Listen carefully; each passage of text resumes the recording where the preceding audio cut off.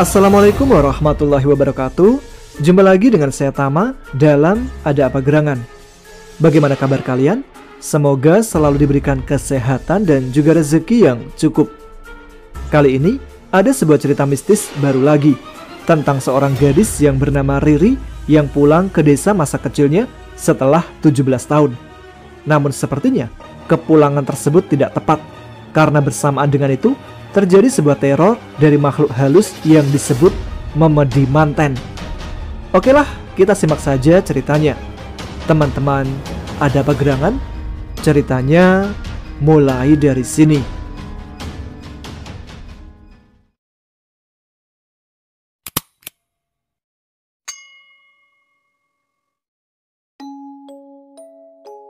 Untuk pertama kalinya setelah sekian lama, aku tidak pernah pulang ke kampung halaman tempat di mana aku kecil dulu. Sebuah kejadian yang mengharuskan aku untuk ikut ayah dan ibu pindah ke suatu kota besar setelah ayah cekcok dengan keluarganya. Saat itu, aku terlalu kecil untuk memahami masalah orang dewasa. Sampai sekarang pun, ayah dan ibu tetap tutup mulut dengan masalah yang mengharuskan kami pindah. Hujan turun sangat deras sore itu. Beruntungnya aku sudah sampai di desa tempat lahirku. Setelah menepi lalu mengenakan mantel hujan, kembali kulajukan motor menyusuli jalan aspal dengan banyak lubang di seluruh permukaannya. Sedikit kujelaskan tentang desa tempat tinggal nenek atau yang akrab kupanggil Simbok. Setelah melewati rel kereta yang melintang di tengah jalan, akan terlihat bangunan besar layaknya sebuah benteng perang. Gedung itu sekarang beralih fungsi menjadi kantor perkebunan kopi. Dan di sisi barat terbentang luas perkebunan kopi dengan beragam cerita horornya. Konon, mitos yang kudengar ketika masih anak-anak, Simbok bilang jangan main di sekitar perkebunan. Takutnya dibawa wewe gombel. Kemudian sebelum memasuki wilayah perkampungan akan ada perempatan jalan besar. Kanan dan kiri merupakan jalan menuju desa-desa kecil termasuk desa tempat asalku yang namanya sengaja aku rahasiakan demi kenyamanan. Sedangkan jalan yang lurus aku tidak pernah sekalipun ke sana. Tetapi kata Pak D bahwa jalan itu menuju perbukitan di tengah hamparan perkebunan kopi. Hanya beberapa truk milik perkebunan yang melewati jalan tersebut. Dan desa asalku sendiri berbelok ke arah kanan dari perempatan. Setelah melewati beberapa rumah-rumah kecil milik warga, akan ada rumah besar yang terbuat dari beton keras bangunan lama zaman penjajahan Belanda. Rumah besar yang sudah tidak terawat tersebut juga menyimpan banyak cerita horor. Wajar saja banyak perubahan dengan suasana desa saat itu, karena aku sudah meninggalkan desa selama 17 tahun tanpa sekalipun pulang untuk menjenguk nenek. Banyak alasan yang ayah berikan ketika aku meminta mengunjungi nenek. Hujan masih turun dengan deras ketika aku belokkan motorku memasuki sebuah halaman luas sebuah rumah tempat tinggal masa kecilku dulu. Setelah memarkirkan motor di teras rumah dengan atap asbes, mataku mengawasi setiap detail bangunan rumah. Tidak ada yang berubah. Persis seperti dahulu sebelum kami sekeluarga meninggalkan desa ini, menyisakan Simbok yang tinggal seorang diri. Lama aku berdiri di depan rumah di samping motor. Air mata sudah membasahi kedua pipiku yang telah bercampur dengan air hujan saat telinga mendengar jelas suara merdu dari orang yang kurindukan. Lantunan sholawat yang Simbok ucapkan. Serasa kembali bernostalgia sewaktu masih kecil. Simbok sering bersolawat setiap waktu dan di sela-sela aktivitasnya. Dulu, ketika Simbok sedang sholat, aku senantiasa bermain di dekatnya. Dan setelah Simbok usai sholat, beliau akan memangkuku, kemudian membacakan ayat-ayat pendek Al-Quran. Dari balik kaca jendela lebar di sisi pintu, mataku melihat lampu yang baru saja dinyalakan, disusul dengan lampu teras serta sisi kanan rumah. Segera kuseka air mata yang meleleh di pipi. Setelah menghela nafas, kuberanikan diri untuk mengetuk pintu rumah. Alasan kepulanganku ke kampung halaman adalah untuk menghadiri pernikahan Mbak Murti, anak Pak D. Kusno, kakak kandung kedua dari ayahku. Assalamualaikum, sapaku sambil mengetuk pintu depan. Tidak berapa lama, sosok perempuan tua yang masih mengenakan mukena membuka pintu. Beliau adalah Mbok Narti, nenek dari ayahku. Mata beningku menatap kedua bola matanya yang mulai pudar oleh usia. Garis-garis di wajah tuanya menatapku penuh selidik. Waalaikumsalam. Mencari siapa, Nduk? Jawab Simbok setelah mengucapkan salam. Saat itu, Simbok tidak mengenaliku sebagai cucunya. Ingin rasanya aku segera menghambur ke pelukannya saat itu juga. Namun, yang kulakukan justru bersimpuh di kedua kakinya sambil meminta permohonan maaf untuk kedua orang tuaku. Lah kamu itu siapanya Hirman, Nduk? Tanya Simbok heran, karena saat itu aku bersujud di depannya. Riri, Mbok, aku Riri, kataku pelan, tidak berani menatap wajahnya. Takut jika Simbok masih belum memaafkan atas kesalahan ayah. Allahu Akbar, jawab Simbok lalu mengangkat pundakku dengan kedua tangan keriputnya. Simbok langsung merengkuh tubuhku ke dalam pelukannya. Gusti Allah itu maha pengampun, Duk. Sudah kumaafkan semua kesalahan Hirman sekeluarga sebelum keluar dari rumah ini. Setiap malam doaku teruntuk kamu, cucu terakhir yang Mbok kangeni, ucap Simbok sambil menyeka air mataku. Setelah membuatkanku teh hangat, Simbok pamit keluar sebentar menuju rumah Pak De Awing, anak pertamanya. Simbok melarangku untuk ikut karena pamali anak gadis keluar saat surup. Seperempat jam kemudian, Simbok datang dituntun oleh Mbak Mila, anak terakhir Pak De Awing. Setelah mencium punggung tangan Pak De, beliau mengelus pelan atas kepalaku. Tatapan matanya begitu sendu saat itu. Baru kusadari jika ternyata selama 17 tahun itu ayah tidak pernah sekalipun memberi kabar kepada saudara-saudaranya. Aku sendiri tidak ada hak untuk mencampuri urusan orang tua. Bagiku, saat ayah mengizinkan aku kembali ke desa ini sudah lebih dari cukup. Riri sendirian ke sini? Tanya Pak D sambil menoleh ke teras rumah, tepatnya pada vario putihku yang terparkir di depan rumah. Iya Pak D, jawabku pelan sambil mengangguk. Sebelum aku kesini, ayah mewanti-wanti untuk tidak membawa teman. Entah apa maksudnya. Yang jelas ayah tidak ingin aku pulang ke desa bersama seseorang. Motornya dimasukin ya, Nduk, takut hilang nanti, kata Pak D bergegas memasukkan motorku sebelum aku mengiyakan. Aslinya takut ketempelan makhluk halus, Rin, selam Mbak Mila sambil berbisik kepadaku. Maksudnya, Mbak? Tanyaku heran sambil menautkan alis, tidak mengerti memandang wajah Mbak Mila. Ya intinya makhluk halus. Habis ini ikut aku. Kamu belum ke rumah Murti kan? Tanya Mbak Mila sambil memasukkan jari telunjuknya ke dalam lubang hidung. Karena kedatanganku yang tiba-tiba dan lagi besok adalah hari pernikahan Mbak Murti, Pak D menyarankan untuk tidur di rumahnya bersama Mbak Mila. Seperti yang sudah Mbak Mila katakan, jika ia akan mengajakku untuk pergi ke rumah Pak De Kusno, ayah dari Mbak Murti. Malam itu, kami berdua pergi mengendarai motor butut milik Pak De Awing. Dari kejauhan, tampak lampu-lampu terang benderang di depan rumah Mbak Murti, beserta tarup yang sudah didirikan di depan rumah. Kursi-kursi plastik ditata rapi di depan meja panjang dengan aneka makanan di atasnya. Suara sound system menggema pelan dengan lagu dangdut. Banyak orang berlalu lalang dengan kesibukan masing-masing, keluar masuk rumah Pak Dekus. Aku mengikuti Mbak Mila dari belakang, menerobos masuk di sela-sela banyaknya orang. Siapa itu, Mil? Tanya seorang gadis yang berkaca pinggang di samping meja panjang, sehabis menatap piring berisi kue. Cantik ya? Kakaknya saja cantik, apalagi adiknya, jawab Mbak Mila terkekeh sambil membanggakan dirinya. Yo beda jauh. Wajahmu bulu kayak begitu, serga gadis berbaju kuning itu kemudian menghampiri kami. Wajahnya sangat familiar. Dia adalah Lena, teman masa kecil yang umurnya sepantaran denganku. Lena tampak tidak percaya bahwa aku adalah Riri, teman masa kecilnya yang sudah pindah ke kota.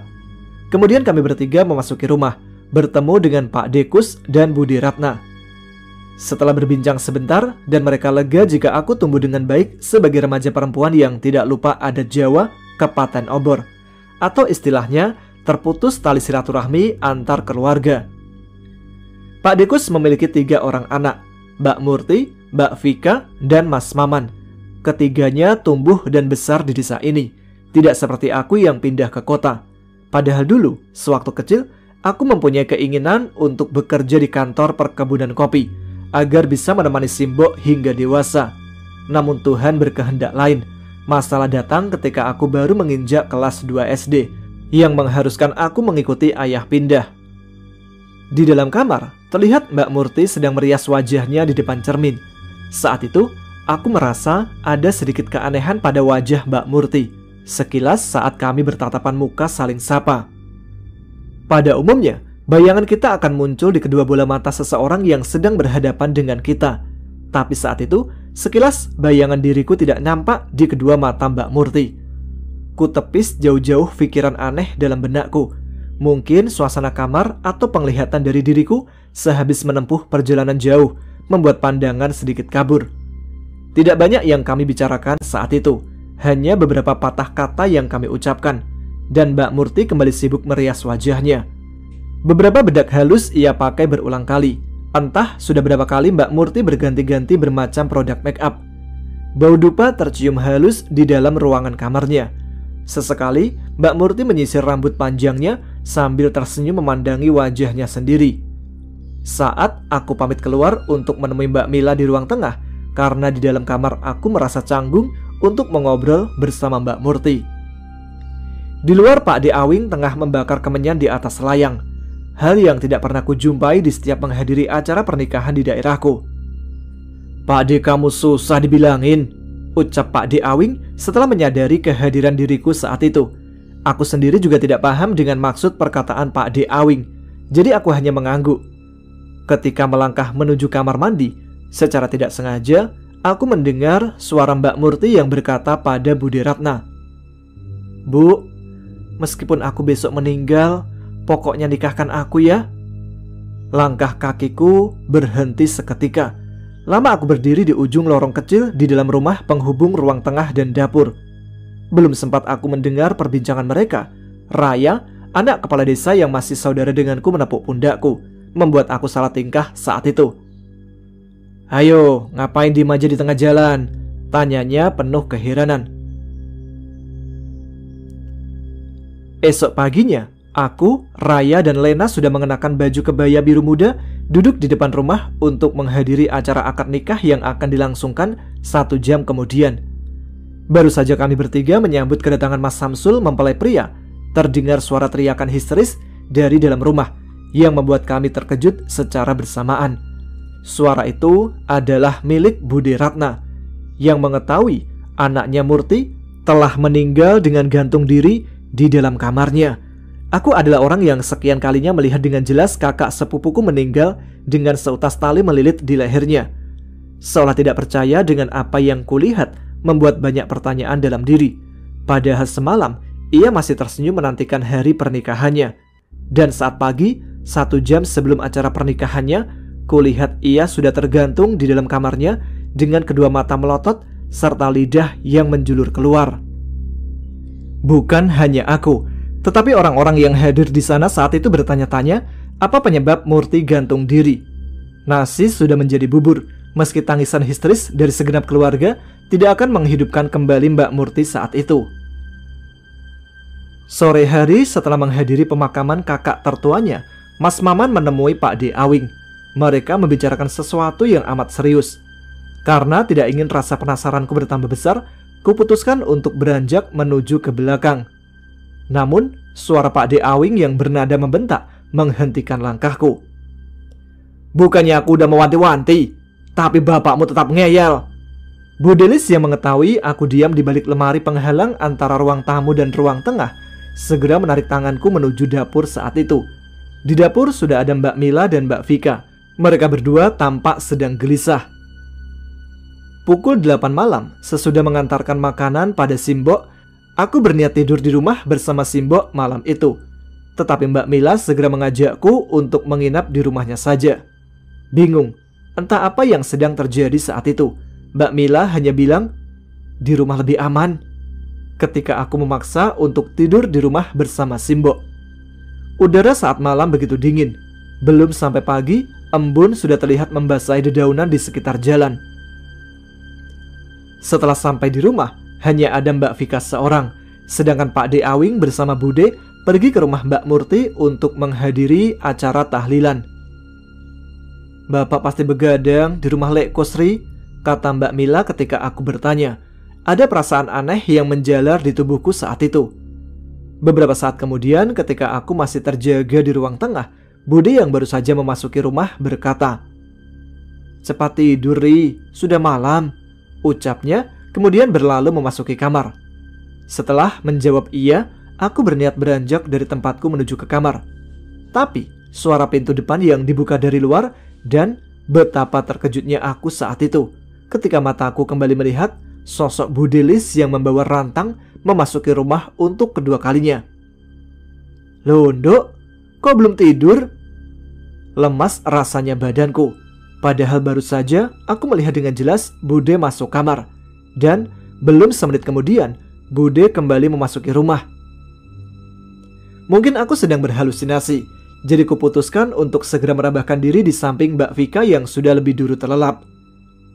Sebelum aku menutupi tubuhku dengan selimut tebal, telingaku mendengar jelas suara alunan pengiring kemanten. Suara itu begitu jauh, namun terdengar sangat jelas di telinga. Di saat aku keheranan tentang suara lagu pengiring manten itu, Mbak Vika yang kukira sudah tidur, tiba-tiba menggigil badannya. "Shh, jangan beranjak, Ri, pengantin mayitnya datang," lirih suara Mbak Vika yang menahan lenganku saat itu. Suasana malam itu sangat mencekam, seolah malam dengan sinar rembulan terang semakin panjang dengan kedatangan tamu tidak kasat mata. Senyap tanpa ada sedikit pun suara yang kudengar malam itu. Di sisiku, Mbak Vika meringkuk sambil memeluk kedua lututnya yang tertutup selimut. Saat aku menatapnya, Mbak Vika hanya menggeleng pelan tanpa mengucapkan sepatah kata pun. Hembusan angin bertiup pelan di dalam ruangan kamar tempat kami berdua berada. Kembali terdengar suara dari luar rumah. Namun, saat itu yang terdengar adalah bunyi lonceng yang biasa digunakan pada kalung sapi. Pelan, namun sangat jelas sekali, terdengar di telinga kami berdua. Aku yang saat itu belum begitu mengerti tentang kejadian aneh yang terjadi, hanya diam diri di samping Mbak Vika. Jelas sekali terlihat jika malam itu Mbak Vika amat ketakutan oleh sesuatu. Sesaat sebelum aku berpikir tentang apa yang terjadi, kami berdua dikejutkan oleh suara atap plafon yang berbunyi keras. Suaranya seperti tertimpa benda keras dari atas rumah. Jantung seakan lepas dari tempatnya setelah bunyi keras dari plafon rumah tadi. Saat itu, posisi kami berdua meringkuk di atas ranjang bersandar pada dinding kamar. Keanehan mulai terjadi. Gelas berisi air putih yang terletak di atas lemari tiba-tiba berpindah. Yang tadinya berada di tengah. Setelah suara keras plafon terjadi, gelas itu sudah berada di pinggir papan atas lemari. Juga dari luar terdengar suara nyanyian yang menyayat hati.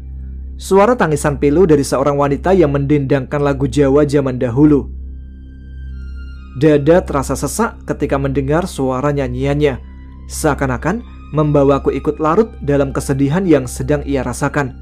Meski sudah kututup erat kedua telingaku, suara nyanyian seorang wanita itu masih jelas terdengar. Samar, bau bunga melati tercium di hidung. Bau bunga melati itu tercium dari arah luar melalui jendela kamar. Belum sempat rasa heran terjawab tentang suara nyanyian tembang Jawa, suara gelas pecah dari atas lemari membuat kami berdua berjingkat bersamaan seketika. Kejadiannya sangat cepat, dan mungkin hanya aku yang belum menyadari apa yang sedang terjadi. Aku tidak bisa berpikir jernih. Semua yang terjadi begitu sukar untuk dinalar oleh akal sehat. Lampu kamar mulai berkedip cepat. Bersamaan dengan itu, pintu kamar yang sudah jelas tertutup rapat mulai terbuka sedikit. Suara decitan pelan muncul dari pintu yang bergerak dengan sendirinya. Bersamaan dengan lampu yang berkedip, membuat suasana kamar terlihat gelap sesaat. Mataku yang sengaja melihat ke arah pintu yang sudah terbuka sedikit, melihat dengan jelas sepotong tangan berkulit pucat sedang memegang daun pintu. Untuk pertama kalinya, aku merasakan suasana yang terasa mengancam. Tidak bisa kujelaskan bagaimana suasana hatiku saat itu. Yang jelas, ketika detak jantung terpacu cepat, ditambah suhu udara yang amat dingin, membuat rasa ketakutan dalam diriku semakin tumbuh subur menjalari tubuhku. Suara-suara aneh mulai terdengar dari tembok bagian luar, tepatnya di luar kamar tempat kami berdua berada. Suara yang mirip cakaran pada dinding tembok berulang kali terdengar, disusul dengan suara jeritan di tengah malam yang menggema ke dalam rumah. Keringat dingin sudah membanjiri tubuh kami berdua, dan lagi-lagi telingaku mendengar jelas suara dencitan pelan. Suara itu berasal dari kedua pintu lemari di dalam kamar. Sunyi, suasana kembali senyap. Namun, rasa ketakutan dalam diriku begitu besar. Perasaanku mulai peka oleh kehadiran sosok yang tidak kasat mata. Dalam suasana gelap gulita itu, pendengaran mulai peka terhadap suara-suara kecil di sekeliling. Suara air yang menetes menyentuh lantai kamar sangat jelas terdengar. Saat suara tetesan itu masih berlangsung, hidungku juga mulai mencium aroma amis darah di dalam kamar. Entah apa yang kupikirkan saat itu. Saat kepalaku mengikuti bau amis darah itu berasal, dapat kulihat sosok hitam menyerupai seseorang dengan bentuk tubuh wanita sedang berdiri di samping lemari menghadap ke arah kami berdua. Saking terkejutnya dengan sosok yang belum jelas terlihat, tetapi hatiku berkata, jika bayangan hitam di kegelapan itu bukanlah seorang manusia. Dari bagian bawah yang mengenakan kain jari, kemudian bagian atas memakai baju panjang sampai ke bagian paha. Juga jelas sekali kulihat ada motif batik memanjang berwarna kuning keemasan. Dan yang lebih membuatku takut adalah bagian rambutnya disanggul, mirip dandanan orang-orang memakai baju adat pernikahan Jawa. Kedua tanganku bergetar menutupi mulut. Suaraku tertahan di antara tangis tentang apa yang kusaksikan malam itu. Saat lampu mulai menyala, sosok tersebut semakin jelas terlihat dengan mataku. Wajahnya pucat, sedikit membiru, serta kedua bola matanya putih pudar menatap kosong ke arah kami berdua. Di bagian perutnya basah oleh cairan darah yang menetes ke lantai. Sosok yang mengenakan baju pengantin Jawa itu adalah Mbak Murti. Bibir berwarna hitam masih terkatup rapat, kemudian terbuka menampakkan gigi-gigi berwarna kuning penuh noda saat ia mengucapkan 3 patah kata. Di mana Jargono? Kemudian lampu kembali padam. Sosok Mbak Murti yang mengenakan baju kemanten pun sudah tidak berada di tempatnya. Aku tidak berpikir jika teror akan berhenti hanya sampai di situ saja. Dan benar saja, tidak berapa lama kemudian, kedua kakiku merasa dingin, terasa seperti sedang disentuh oleh telapak tangan. Akal sehatku menolak percaya dengan apa yang saat itu terjadi. Kedua tangan berkulit pucat membiru sedang memegang kedua pergelangan kakiku. Rasa takut yang terus-menerus diuji membuat sesuatu dalam diriku mulai berontak. Sambil berteriak-teriak kesetanan, kedua kakiku berjingkrak berusaha melepaskan kedua tangan yang tengah memegang kakiku. Tanganku tidak sengaja merebut paksa bantal yang digunakan Mbak Vika untuk menutupi bagian wajahnya. Setelah itu, ku lemparkan bantal itu ke arah wajah Mbak Murti yang masih memegangi kedua kakiku. Karena tanganku refleks merebut bantal yang digunakan untuk menutup bagian wajah Mbak Vika, maka ia juga berteriak kencang karena melihat sosok Mbak Murti yang memegangi kakiku. Tidak jelas ku ingat bagaimana bisa aku lepas dari kedua tangan Mbak Murti. Setelah lepas, aku berlari keluar kamar menuju pintu depan. Perasaanku mengatakan jika bersama Simbo akan lebih aman. Beberapa kali kakiku tersandung benda tumpul perabotan rumah Pak D. Awing. Jarak rumah Simbo dan Pak D sedikit jauh. Akal sehatku sudah hilang saat itu. Bahkan aku tidak sempat berpikir memakai alas kaki lebih dahulu. Suasana gelap. Lampu-lampu penerangan jalan tidak begitu membantu penglihatan mataku. Beberapa kali juga kakiku bergantian tercebur kubangan air di tengah jalan. Suara benda jatuh dari arah belakang menghentikan langkahku. Seketika aku langsung menoleh ke arah belakang. Di sana, tepatnya di atas aspal, kulihat sosok pocong dengan kain kafan yang masih baru. Bahkan hidungku mencium bau kapur barus. Sosok pocong itu terbujur kaku dengan posisi melintang di tengah jalan. Kapas-kapas di bagian wajahnya masih lengkap di setiap lubang pada bagian wajah. Berat rasanya untuk sekedar bergerak. Sekujur tubuhku bergetar dengan sendirinya tanpa kusadari. Semakin kulihat, dadaku semakin terasa sesak. Bentuk wajahnya sangat mirip dengan Mbak Murti. Allah, ucapku lirih karena tidak tahu harus berbuat apa lagi. Perlahan, aku mulai berjalan mundur. Baru beberapa langkah saja, aku terjatuh setelah tergelincir oleh benda bulat mirip buah kelapa. Sebuah benda lunak yang tadinya sempat terinjak dan membuat diriku jatuh ke belakang. Benda bulat itu menggelinding pelan berlawanan arah. Saat mataku mengamati, ada sesuatu yang aneh pada benda bulat itu. Rambut. Benda itu punya rambut seperti kepala manusia. Ketika sepotong kepala itu berhenti menggelinding, tampak wajah putih seputih bedak tebal yang dipakai di wajah. Suara teriakan dari mulutku kembali terulang ketika wajah putih penuh baluran bedak tersebut membuka kedua mata serta tersenyum menyeringai ke arahku. Sampai di rumah Simbo, tanganku segera menggedor keras pintu rumah. Kepanikan karena rasa takut yang sudah mencapai ubun-ubun akan sosok yang tadi kutemui seakan terus membayangi kemana aku pergi. Simbo membuka pintu dengan tergopoh. Di tangan kanannya memegang sebuah sapu lidi kecil yang biasa disebut tebah. Setelah memukulkan tebah pada kedua pundak dan pahaku, Simbo melanjutkan memukul-mukulkan tebahnya ke arah angin. Pergi, pergi, pergi. Dengan segera, Simbo menuntunku memasuki rumah. Perasaanku masih tetap saja was-was, seolah ada yang sedang mengawasiku dari kejauhan di gelapnya malam. Simbo menyarankan agar aku segera berwudu lebih dahulu sebelum istirahat. Dan memang benar, setelah membasuh wajah dengan air wudu, hatiku terasa sedikit tenang. Karena kejadian itu, aku tidak berani tidur seorang diri, dan lebih memilih tidur di tempat sholat menemani Simbo yang sedang wiridan. Dok, mulai besok bangun tengah malam sholat tahajud sama Simbo ya, kata Simbo lirih sambil membelai wajahku yang letih. Ku anggukkan pelan kepalaku, tanda setuju. Memang setelah bersama Simbo, aku merasa lebih tenang, meski badan rasanya lemas tanpa tenaga. Setidaknya aku tidak merasakan ketakutan lagi. Sampai pagi pun aku tetap terjaga. Kepalaku terasa berat dan pusing. Sekitar pukul 6 pagi, Pak D. Awing mendatangiku di rumah Simbo. Setelah bangun dari tidur yang kurasakan belum lama itu, di ruang tamu, ku dapati Pak D. Awing bersama Simbo tengah berbincang serius. Saat itu, raut wajah Pak D. Awing terlihat cemas. Saat mereka sadar dengan kehadiranku, Simbo terlihat membuang muka sambil menyeka air matanya. Sementara Pak D yang duduk di sebelahnya mengganti ekspresi wajahnya dengan senyuman kaku. Dan aku pun tahu bahwa ada sesuatu yang sedang mereka sembunyikan. Simbo mau ke ladang ya? Riri kalau mau makan sudah siap di meja dapur, kata Simbo menunduk, menyembunyikan kedua matanya yang tengah berkaca-kaca.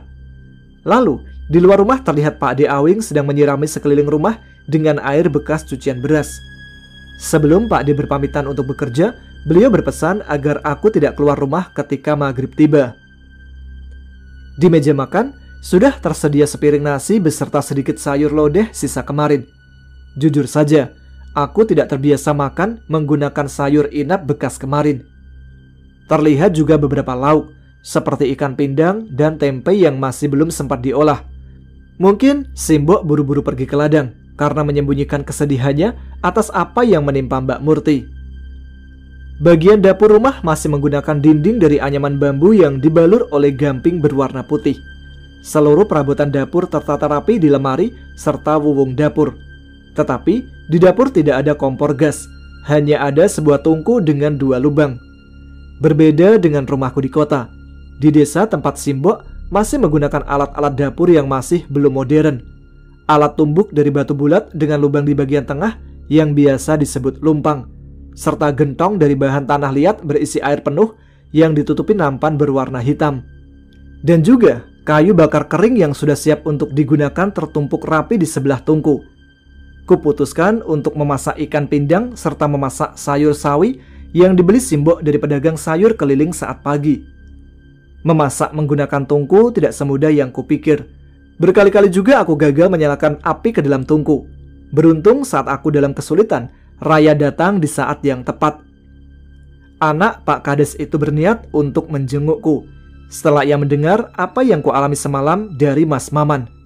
Waktu pertama kali datang, Raya tertawa terbahak-bahak melihatku yang berulang kali gagal menyalakan api. Saat sambal bumbu merah yang sudah kubuat menggunakan bumbu siap saji selesai, Raya menyuruhku untuk membuat bumbu baru. Alasannya, Simbok tidak pernah memasak menggunakan bumbu tambahan seperti penyedap rasa. Dari situ, aku mulai belajar menggunakan bumbu racikan alami dari bahan mentah dan garam. Memasak menggunakan bahan alami sangat ribet serta jelimet. Assalamualaikum. Terdengar suara pria dari depan rumah mengucapkan salam sambil mengetuk pintu pelan. Saat pintu kubuka, seorang pemuda dengan tinggi badan kira-kira 170 cm sedang tersenyum ramah kepadaku. Di tangannya terdapat seikat bunga mawar merah. Bukan, itu bukan bunga mawar, melainkan seikat daun kelor yang kusangka seikat bunga mawar, karena mataku terfokus menatap wajah putih rupawan pemuda tersebut. Mbak, hei, suara pemuda di depanku saat itu menyadarkan diriku dari lamunan. Ini pesanannya Simbah, kata pemuda berkulit putih itu sambil menyodorkannya kepadaku. Iya, jawabku kaku salah tingkah. Tidak ada salam perkenalan saat itu. Setelah menyerahkan seikat daun kelor, pemuda itu langsung bergegas menuju mobil bak terbukanya, kemudian pergi. Sampai debu di aspal jalan mulai memudar akibat asap knalpot mobilnya pun, aku tetap berdiri mematung di depan rumah, sambil memandang ke arah jalan. Oi, dibantuin malah ngelamun di depan. Suara Raya mengagetkan diriku saat itu. Ia juga menatap ke arah jalan tempat mataku memandang. Anak itu namanya Vino, lanjut Raya kemudian, lalu berbalik kembali memasuki rumah menuju dapur. Kamu kenal? Tanyaku membuntutinya. Kenal lah. Jangan bilang kamu naksir sama anak itu, kata Raya dengan tatapan penuh curiga ke arah wajahku. Enggak lah, tepisku sambil membuang muka karena malu. Naksir juga nggak apa-apa, Ri. Lagian naksir gratis kok, ucap Raya mencoba memancing diriku. Apa sih? Udah, bahas yang lain aja, jawabku mengalihkan topik pembicaraan. Tapi ganteng kan? Kata Raya masih mencoba merayu. Apa yang ganteng? Siapa? Saut Lena dengan suara keras secara tiba-tiba. Mendengar suara keras Lena membuat aku dan Raya terkejut secara bersamaan, karena Lena hanya menampakkan bagian kepala sampai dadanya saja dengan muncul dari balik jendela. Jancok iki, bikin kaget aja, kata Raya sambil melemparkan gayung berisi air ke arah jendela tempat Lena berada. Beruntung gayung yang Raya lemparkan ditepis dengan tangan secara sigap oleh Lena. Sambil memanyunkan bibir, Lena memasuki dapur menghampiri kami berdua. Di desa ini ada salah satu tempat yang cukup unik. Kusebut unik karena ada stasiun kecil dengan 3 jalur rel kereta. Bagian bangunan stasiun masih banyak menggunakan besi tebal dengan cat yang sudah pudar.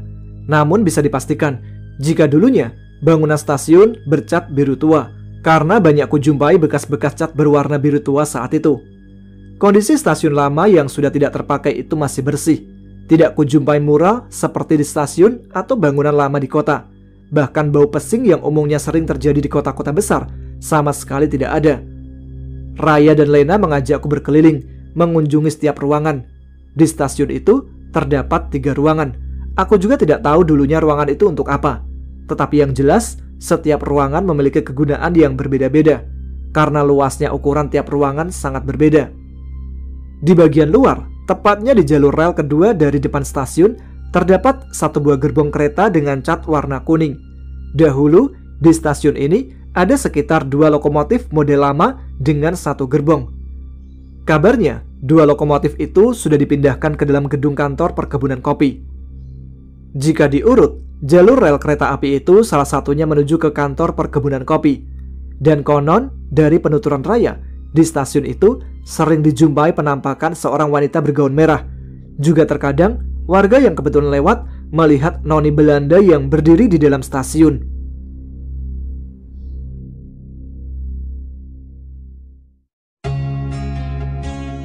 Baik, sampai di sini dulu cerita tentang Memedi Manten yang sangat misterius kemunculannya. Apa yang dia inginkan?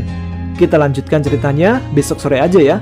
Terima kasih buat kalian semua yang sudah support semua channel Ada Apa Gerangan. Jangan lupa subscribe bagi yang belum, tuliskan komen, tunjukkan eksistensi kalian. Saya Tama pamit, tetap semangat, jaga kesehatan. Wassalamualaikum warahmatullahi wabarakatuh.